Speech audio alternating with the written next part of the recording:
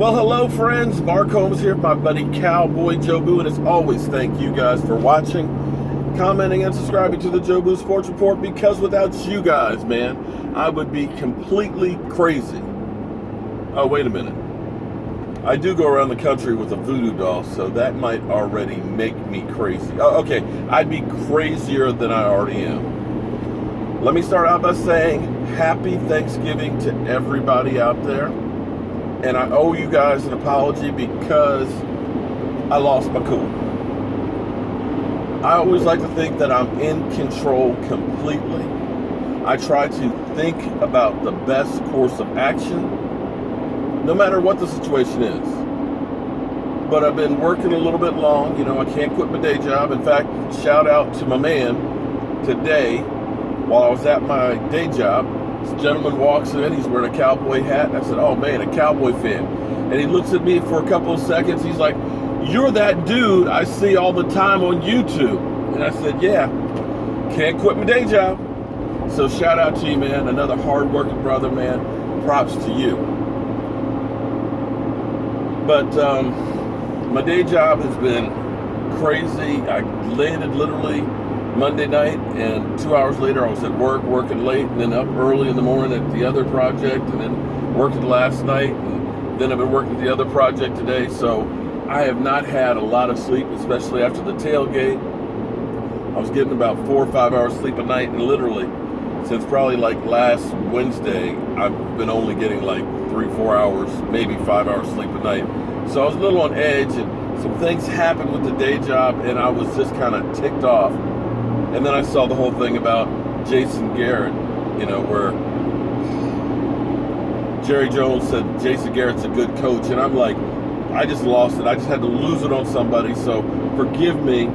I know I scared Mark in England because he said, damn, dude, are you okay? He said it kind of scared me how upset you were and that break that you had. So I'm all good, man. I just let it out. I just let it flow out, you know. It's kind of like you drank too much and you just got to throw up. Okay, I just threw up all over myself because of Jason Garrett. Thank you, Jerry Jones and Jason Garrett. But I was thinking about Scott Picano, coach of the Colts at the moment. Ben McAdoo, coach of the moment in New York. Jim Caldwell with the Lions. O'Brien with the Texans. How would you guys like to have one of those guys as your coach? I mean, seriously, this is a serious question. How would you like to have one of these guys as your coach? Probably wouldn't, would you? I mean, Scott Pagano's about to be run out of town in Indianapolis, you know? I mean, they just screwed the pooch with Andrew Luck. Just been a terrible-ass team. Ben McAdoo, man, has a $200 million defense, a two-time Super Bowl winning quarterback, Odell Beckham, great wide receiver, and that dude sucks.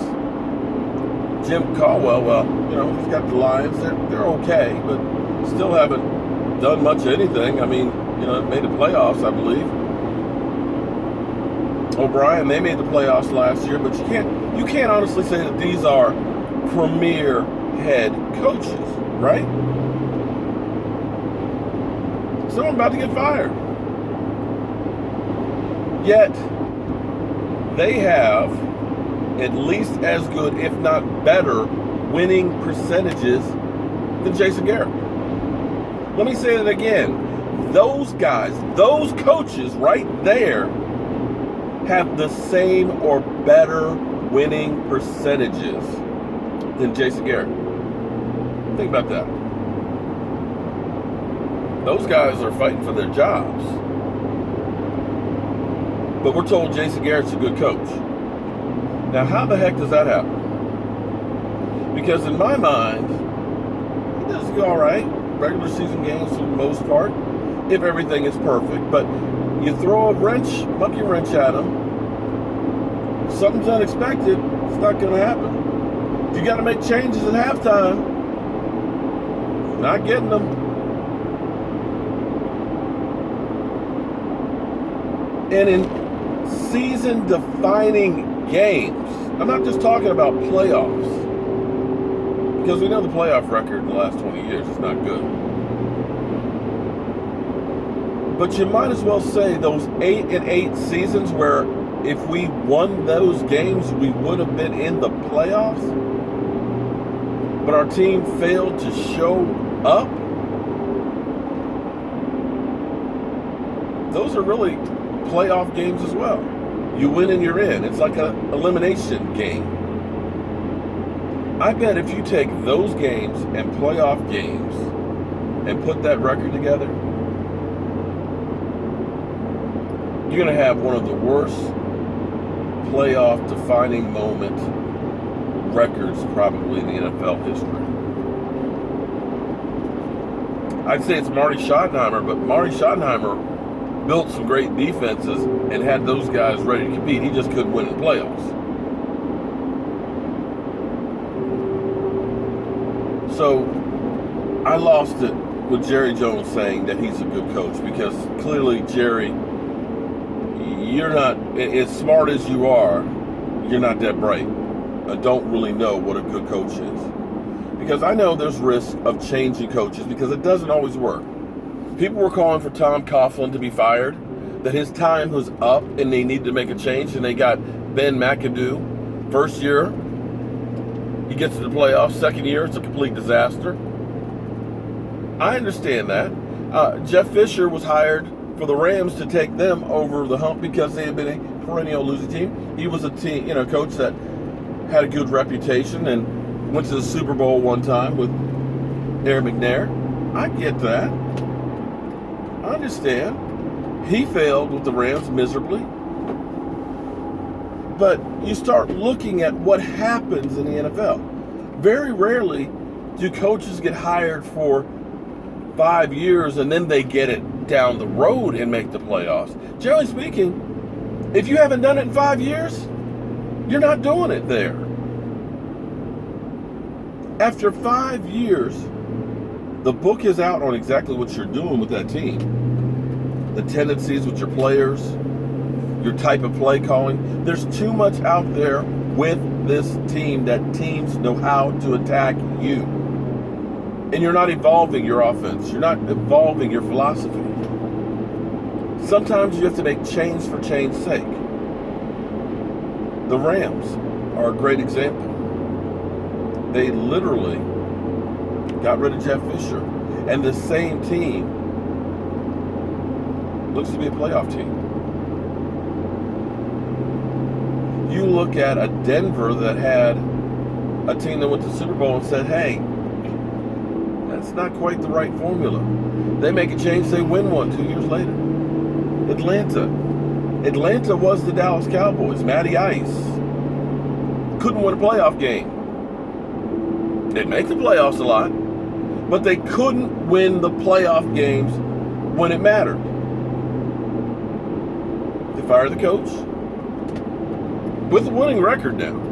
Got him to playoffs 3 or 4 times. What happens 2 years later? They go to the Super Bowl. They didn't win it, but I got to tell you, they damn sure looked good last week, kicking our ass. Freaking Eagles. Eagles had Andy Reid, who did great things, and then they hired a boneheaded coach. That was a disaster. Destroyed the team, got rid of all the talent.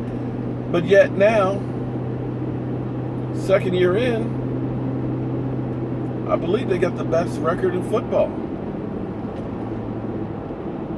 But I don't see coaches who didn't do much for 5 years or more that all of a sudden start getting it.